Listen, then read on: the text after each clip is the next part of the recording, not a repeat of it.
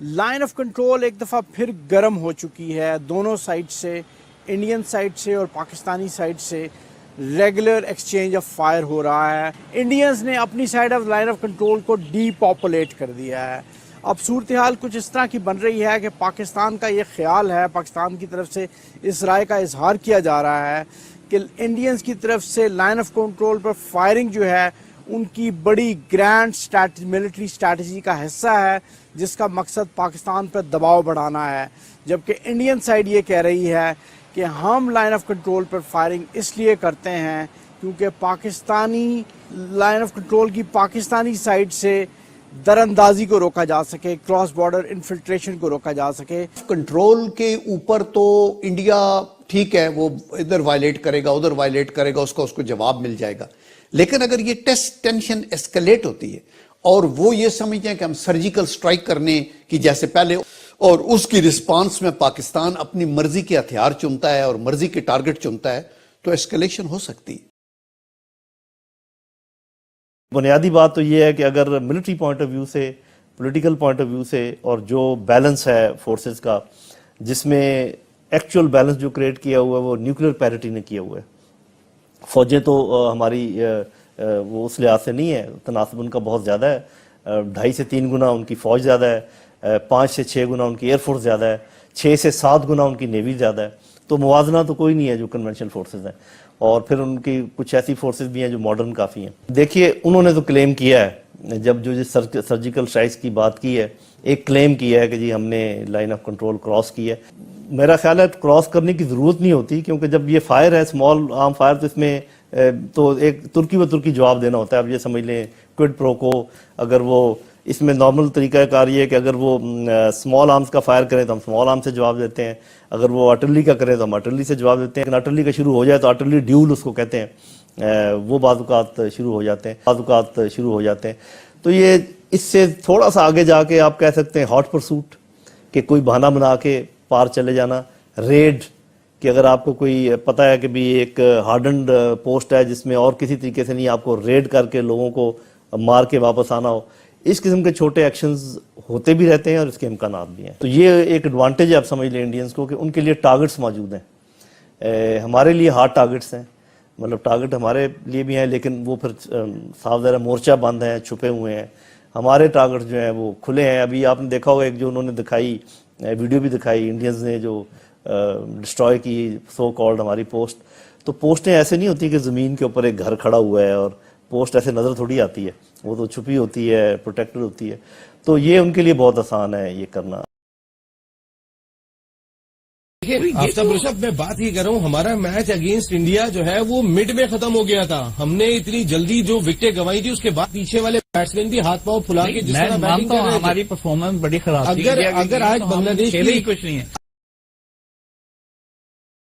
یہ ہندوستان کی طرف سے ایک بہت ہوشیار عسکری حکمت عملی ہے جو وہ آپ کے خلاف استعمال کر رہے ہیں. اس عسکری حکمت عملی کی جو شروعات ہے 2004 میں, یا جس کو انڈین ملٹری کولڈ سٹارٹ ڈاکٹرن کہتے ہیں, اس کے تحت ان کا بنیادی جو مرکز ہے ان کی آرگیومنٹ کا وہ یہ ہے کہ پاکستان کے اندر جو انڈین بارڈر سیکیورٹی فورسز ہیں پاکستان کی سرحد کو غیر مستحکم کریں گی اور مختلف جگہ کے اوپر آپ کے اوپر اٹیک کیے جائیں گے.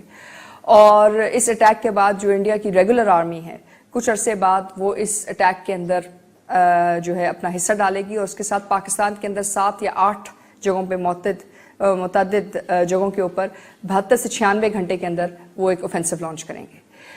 اس وقت جو خطرات ہیں یقینی طور کے اوپر زیادہ ہیں, کیونکہ اس بات کو تعین کرنا بہت مشکل ہے کہ اس وقت جو ان کی بیک موومنٹ ہے یا ان کی جو ریزرو موومنٹ ہے وہ کتنی جو ہے حد تک تیز ہے یا کتنی حد تک نمایاں ہے, کیونکہ اس سے یقینی طور کے اوپر وہ جنگ کا جو ماحول ہے اس کے اندر شدت لے کے آنا چاہتے ہیں, اور پاکستان کی جو دفاع کی صلاحیت ہے اس کے اوپر ایک ضرب لگانا چاہتے ہیں.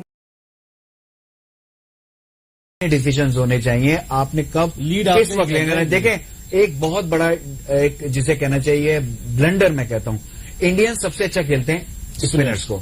وراٹ کوہلی جب آیا آپ نے اسپنر لگا دیا, وہاں پر آپ مین بالر لے کر آتے اپنا فاسٹ بالر. وکٹ لینی چاہیے تھی, وکٹ وہاں مل جاتی اور نیچے لے. وکٹ بہت امپورٹنٹ ہے. یہ چھوٹی چھوٹی غلطیاں اگر آپ نہیں کریں گے تو پھر آپ میچ میں اچھی ٹیموں کے خلاف میچ جیت سکتے ہیں, ادروائز اگر آپ یہ غلطیاں کرتے رہیں گے نہ آپ بڑی ٹیموں کے خلاف دیکھیں، نہ آپ آسٹریلیا کے خلاف، انگلینڈ کے خلاف اور انڈیا کے خلاف آپ میچ نہیں جیت سکتے. تو یہ ان کی یہ پالیسی ہے کہ پاکستان کو ڈیسٹیبلائز رکھے وداؤٹ فائٹنگ اے وار. پاکستان کو انڈائریکٹلی نان کائنیٹک وار، ہائبرڈ وار سے پاکستان کو معاشی لحاظ سے بھی مفلوج کیا جائے، اور نمبر 2 یہ ہو کہ پاکستان کو دنیا کے اندر تنہا کیا جائے. تو اس لیے ہمیں اس پوری بڑی گیم پلان کو سمجھنا ہوگا. آپ کی لوکیشن ایسی ہے کہ انڈیا نے تہیہ کیا ہوا ہے. ٹرمپ نے اپنی کمپین میں کہا ہے کہ پاکستان کو سبق سکھانے کے لیے میرے پاس انڈیا ہے.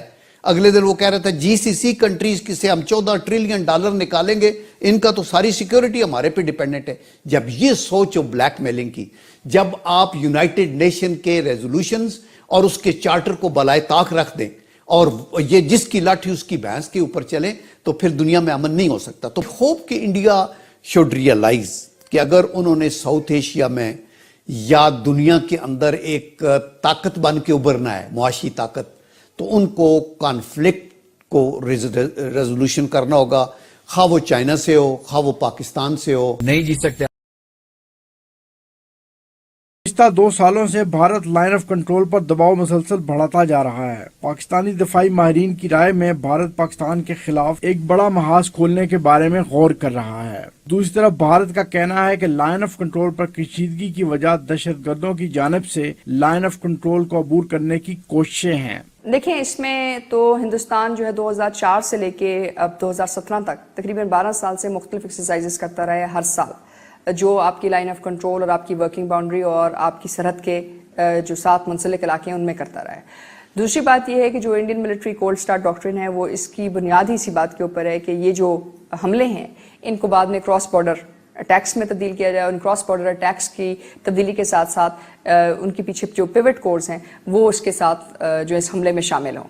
اور اس میں بیہائنڈ اینیمی لائنز یعنی کہ دشمن کی لائنوں کے پیچھے جا کے حملہ کرنا، دن اور رات کی آپریشن کرنے کی صلاحیت، اور اس کے علاوہ ایئر ٹرانسپورٹ اور اسپیشل فورسز کی جو ایلیمنٹس ہیں، یہ تمام تر چیزیں موجود ہیں. جیسے آپ نے دیکھا ہوگا کچھ عرصہ پہلے جو سمندری آپ کی راہداری تھی، جو آپ کی سمندر کی سرحد تھی، وہاں سے بھی ہندوستانی سبمرین جو ہے آپ کے پانی میں داخل ہونے کی اس نے کوشش کی. اور اسی طرح جو ہندوستانی ایئر اسپیس ہے، ایئر اسپیس یعنی کہ ایئر فورس ہے، وہ بھی آپ کی ایئر اسپیس جو ہے وہ کہہ رہے ہیں کہ جیسے ہم سیاچین یا اس ایریا کے اوپر اندر آنے کی کوشش کریں گے تو یقینی طور کے اوپر در اندازی جو ہے آپ کو اس کا سامنا ہو سکتا ہے، جو سمندری، فضائی اور زمینی کسی بھی شکل میں نمودار ہو سکتی ہے. آپ کو بر وقت اس کے لیے تیار رہنا پڑے گا. ان کی کولڈ سٹارٹ ڈاکٹرائن بھی اسی بنیاد پہ قائم ہے کہ انڈیا پاکستانی ٹیریٹری میں ملٹری آپریشن کر سکتا ہے without provoking a nuclear response from Pakistan. وہ کسی بھی صورت ایک بڑی عسکری کارروائی کرنے کی کوشش کریں گے، اور اس کے لیے بہت ضروری ہے کہ آپ کا جو ڈیفنس میکانزم ہے، یعنی کہ جو آپ کی توقعات ہیں مشرقی سرحد سے، اس کے اندر کمی لے کے آئی جائے. یعنی کہ لائن آف کنٹرول کو اتنا زندہ رکھا جائے کہ آپ اس بات کا فیصلہ نہ کر سکیں کہ کس وقت آپ پہ جنگ عائد کی جا رہی ہے.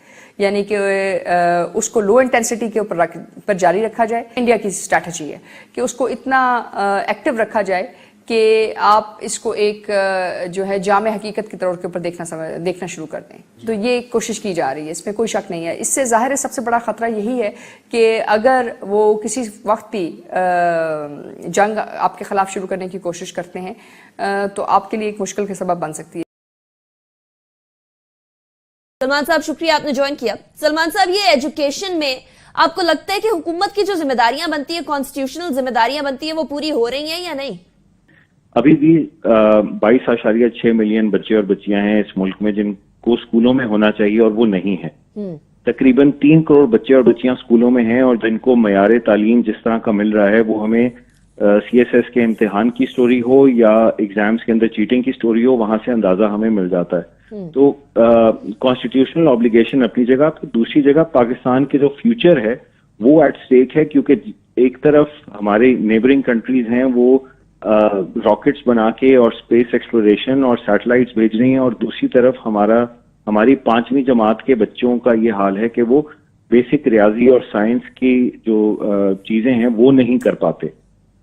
تو ہمارا صرف کانسٹیٹیوشنل آبلیگیشن سے علاوہ بھی بہت ایک سبسٹینشل اس ملک کے اندر ہمیں ضرورت ہے اس کے اوپر فوکس کرنے کی کہ آج جو بچے جن کو ہم بہتر تعلیم نہیں دے رہے یا تعلیم بالکل نہیں دے رہے، اس پوری نسل کو جس نے کل کا یوتھ بننا ہے اور اس ملک کے اندر کنٹریبیوٹ کرنا ہے اکنامکلی، وہ کس طرح سے کریں. بھی انڈیا پاکستان کے درمیان تعلقات بہتر ہونا شروع ہو گئے ہیں، تو وہاں پہ بھی صورتحال بہتر ہوئی تھی، لیکن جو سپٹمبر میں اڑی اٹیک ہوا تھا اس کے بعد جو انڈیا کا ایک فورسفل اور ایک اسرٹیو ان کا ایک ایٹیٹیوڈ ہے ریٹیلیشن کا، اس کے بعد سے کنٹینیوسلی لائن آف کنٹرول کے اوپر وائلیشن، سیز فائر وائلیشن ہو رہی ہے، اور اس میں سویلین کیجولٹیز بھی ہوئی ہیں، کافی ساری تعداد میں ہوئی ہے اس دفعہ. تو جو اسٹیٹمنٹس آ رہی ہیں ملٹری یا پولیٹیکل لیڈرشپ کی طرف سے، وہ کوئی زیادہ سیٹسفیکٹری نہیں ہے انڈیا کی سائڈ سے، کیونکہ پولیٹیکل سپورٹ وہ پبلکلی جو ہے انہوں نے یہ اسٹیٹمنٹ دی ہے کہ پولیٹیکلی سپورٹ کرتے ہیں کسی بھی ایکشن کو، اور پاکستان کی طرف سے بھی پاکستان ملٹری لیڈرشپ کی طرف سے پچھلے دنوں یہی اسٹیٹمنٹ آئی تھی کہ انڈیا کوئی اس مس ایڈونچر کرنے کا سوچ رہا ہے. تو ڈیفینیٹلی اس میں چانسز ہیں مس ایڈونچر کی یا کسی بھی ایکسیڈنٹ کے چانسز ہیں.